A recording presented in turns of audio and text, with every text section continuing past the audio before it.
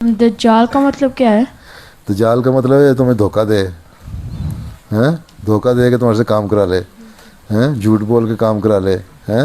تمہیں اچھی اچھی ٹافیاں دے کے ہیں غلط کام کروانے لگ جائے تمہارے سے، ہیں تو یہ جو بڑی ملک ہیں، حکومتیں ہیں، بڑے لوگ ہیں، یہ مسلمان ملکوں سے بھی دجلی کرتے ہیں نا، ان کو کبھی ملک کسی پروجیکٹ کے لیے ایڈ دے کے، کبھی اسلحہ دے کے لالی پاپ کی طرح ہیں، پھر اس کے بعد ان سے کام کراتے ہیں غلط۔ یہ سب دجال ہے، اس لیے اسلام کے بارے میں بھی غلط باتیں افواہیں پھیلا کے، اور اسلام کی تعلیم کے بارے میں غلط باتیں پھیلا کے لوگوں کو غلط راستے پہ چلاتے ہیں، وہ دجال ہی ہیں،